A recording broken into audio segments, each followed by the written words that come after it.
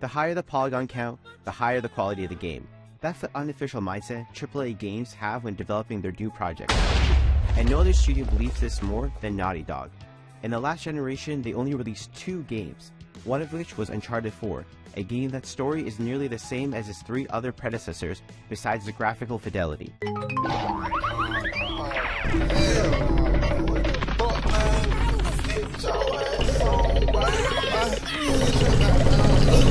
A big gameplay feature that's improved on from sequel to sequel is the climbing mechanic, a glorified walking simulator that by the 4th game takes up a third of the game, secretly masking the game loaded the next part of the level by having you mash the X button to get through it. The other PS4 title they released at the end of the console's lifetime was The Last of Us Part 2, with this other franchise consisting of 5 games, 4 of which are The Last of Us Part 1, for the PC, PS5, PS4, and PS3. They have finally completed their magnum opus, The Last of Us Part 1. Look at the graphical comparison between the TV show and these 4 versions. Using the state-of-the-art V-tracing technology, you can barely tell if these are about 100 million polygonals being rendered in every frame. It's so impressive that all these scenes were filmed in ping pong suits, and then their clothes were edited in post. You truly feel like you're The Last of Us when watching this show. Clearly, the way they achieve this surrealism is by having Pedro Pascal perform in a green screen room, and they dubbed the background behind him.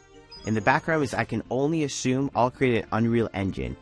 As for the exterior shots, they most likely created miniature dioramas and zoomed all the way in to make them look human-sized.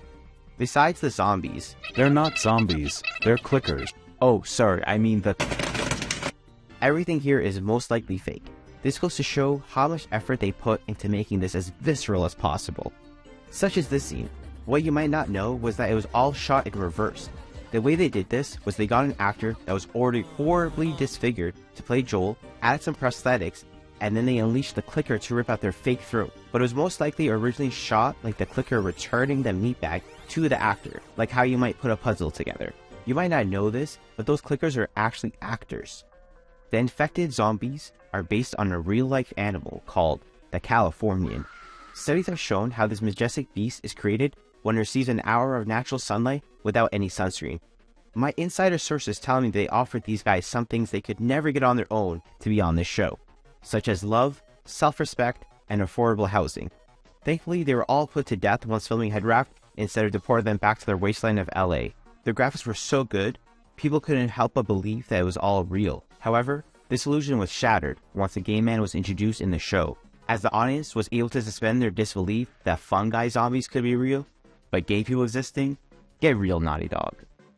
As you can see with these graphical updates and its final release on HBO Go Max Plus, Naughty Dog has achieved its gameplay goals to get rid of all the gameplay, making the game more accessible by removing anything that was challenging in the first place.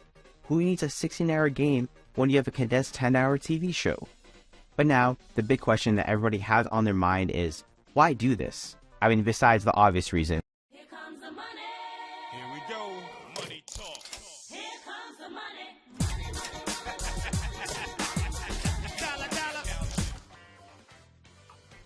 The deep need for their video games to imitate film and television always reeked of an inferiority complex. Now they can finally stop making that lower tier art that accumulated them a fan base, respect, and wealth, and make a TV show by people who have no respect for their craft. And with the showrunner doing their best to make you think that this was going to be another cash grab that had no respect for gaming as a medium, they pull a fast one on us and we're like, psych!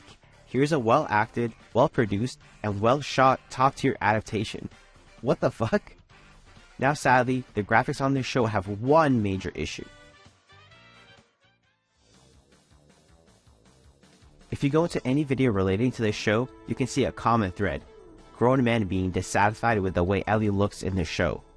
And I agree that if Naughty Dog truly cared about this being a faithful adaptation, they would have either cast a child actor that these grown men would be attracted to, or just take the more obvious route and use the original game assets to 3D print a puppet of Ellie and have it marionetted across the frame. And Naughty Dog did neither of those things and chose what instead? Getting a talented actress that best suited this role? Truly pathetic.